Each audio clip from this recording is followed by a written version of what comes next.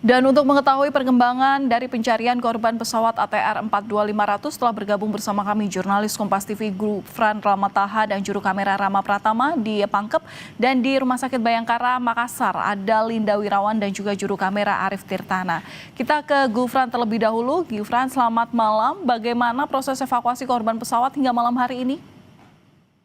Selamat malam Valen dan juga saudara, untuk proses evakuasi korban yang pada hari ini juga ditemukan korban kedua ya, yang ditemukan pada kurang lebih pukul 2 siang waktu Indonesia Tengah. Untuk evakuasi yang dilakukan memang hingga saat ini masih berfokus pada kondisi cuaca, karena ini merupakan salah satu kendala utama tim SAR yang berada di puncak Gunung Bulu Saraung, dan memang hingga saat ini belum dapat dievakuasi karena memang kondisi cuaca dan juga medan yang terjal. Untuk jenazah ataupun juga korban kedua yang teridentifikasi berjenis kelamin perempuan pada hari ini yang ditemukan siang tadi, karena memang belum bisa dievakuasi, akhirnya memang sudah dimasukkan ke dalam kantong jenazah oleh tim SAR dan kemudian sudah ditaruh di tempat yang aman-aman. Artinya ini dipastikan jauh dari gangguan hewan gitu ya, dan juga berada di posisi yang tidak miring ataupun juga tidak berada di lereng Gunung Bulu Saraung. Kalau kita lihat cuaca kondisi pada pagi hari ini ataupun hari ini, mulai sore hingga malam hari ini saat saya melaporkan, memang kondisi di sekitar kaki Gunung Bulu Saraung ini angin dan juga kabut memang sudah mulai terlihat siang hingga sore tadi, Valen. Apakah sudah ada pemetaan titik pencarian untuk korban lain besok dan bagaimana skema pencariannya?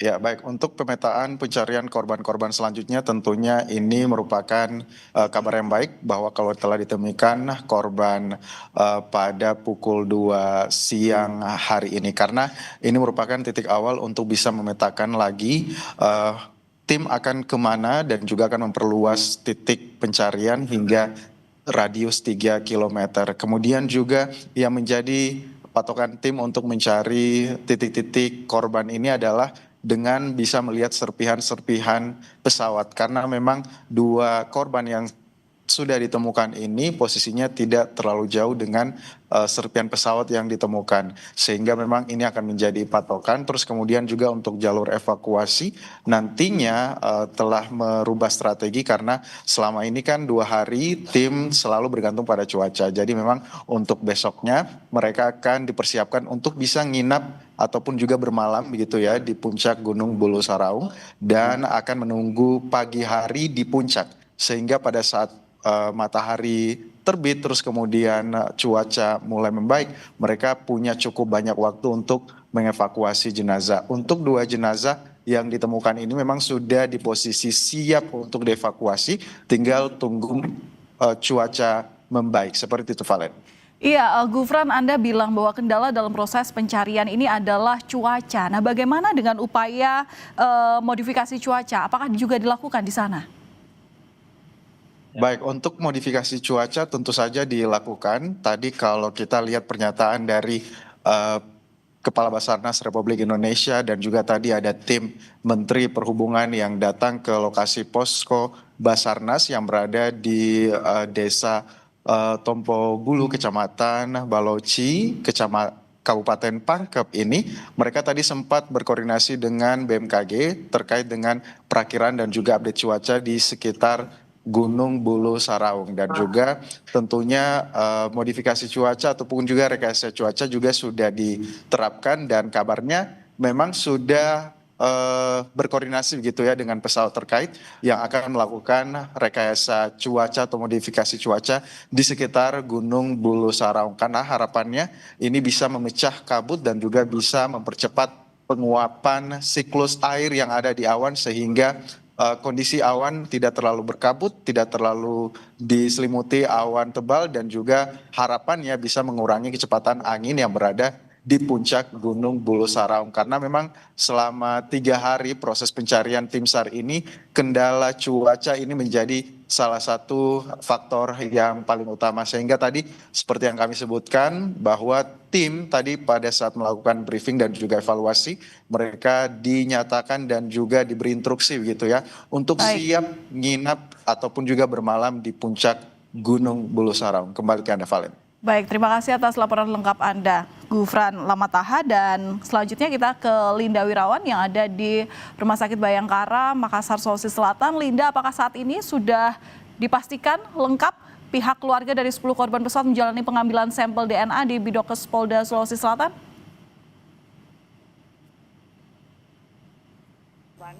Total semua perwakilan keluarga korban sudah tiba di Bidokes Sulawesi Selatan dan juga sudah melakukan tes antemortem, yaitu pengambilan sampel DNA berupa. Selain itu juga para perwakilan korban juga bisa membawa identitas korban berupa dokumen-dokumen resmi seperti ijazah dan dokumen-dokumen resmi lainnya. Setelah kemudian melakukan antemortem yang kemudian juga dikumpulkan oleh tim DVI ataupun Disaster Victim Investigation, ini selanjutnya akan dilakukan tes postmortem setelah kemudian secara resmi dari tim pencarian gabungan Basarnas TNI Polri menyerahkan secara resmi hasil pencarian mereka, seperti misalnya jenazah korban dan juga puing-puing pesawat dan temuan-temuan mereka lainnya di Gunung Bulu Saraung secara resmi ke Bidokes Polda Sulawesi Selatan. Nantinya di tes postmortem ini, selain kemudian mereka bisa memberikan secara resmi jenazah korban, puing-puing pesawat, mereka nanti akan langsung dicocokkan dengan manifest dari maskapai ataupun dari Kementerian Kelautan dan juga Perikanan, dicocokkan dengan hasil identifikasi dari antemortem. Jadi akan dicocokkan antara kemudian hasil tes antemortem dan juga hasil tes dari postmortem. Saat ini total sudah ada 2 jenazah korban yang berhasil ditemukan oleh tim gabungan Basarnas dan juga TNI Polri. Kalau kami di Bidokes Polda Sulawesi Selatan masih menunggu hasil evakuasi dan akan langsung dibawa ke Bidokes Polda Sulawesi Selatan. Valen. Iya, Linda, kalau pengumpulan data antemortem ini sudah dilakukan, bagaimana kemudian dengan kesiapan postmortemnya? Baik, untuk di Bidokes Polda Sulawesi Selatan, di lokasi tempat nantinya akan dilaksanakan tes postmortem sudah dipersiapkan sesuai dengan prosedur dan juga sudah dipersiapkan untuk menerima jenazah korban yang telah berhasil dievakuasi nantinya. Untuk di lokasi postmortem dibagi menjadi beberapa sisi, mulai dari pemeriksaan properti jenazah hingga ruang otopsi untuk pengecekan sidik jari, kondisi gigi, dan juga pengambilan sampel DNA. Dan untuk lebih lengkapnya, bagaimana kemudian apa yang akan dilakukan selama tes postmortem nanti, berikut adalah pernyataan dari Kabid Humas Polda Sulsel, Kombes Didik Supranoto. Kemudian setelah kita melaksanakan tes atau pengumpulan data antemortem, kita akan melaksanakan tes postmortem. Nah, ini bisa kita lakukan setelah nanti ada penyerahan dari tim pencari yang akan dipimpin oleh Basarnas, menyerahkan hasil pencarian itu, baik itu berupa jasad korban atau tubuh korban atau barang-barang yang lainnya. Setelah itu baru kita bisa meyakinkan ya pada semua masyarakat, ya kita cocokkan apakah itu sesuai betul manifest itu dengan temuan atau hasil identifikasi yang dilakukan oleh tim DVI. Dan kita berharap proses evakuasi di Gunung Bulu Saraung dapat segera berjalan dengan lancar dan segera dikirim ke Bidokes Polda Sulawesi Selatan agar segera dapat dilakukan tes postmortem untuk identifikasi jenazah korban. Kembali ke Anda, Valen.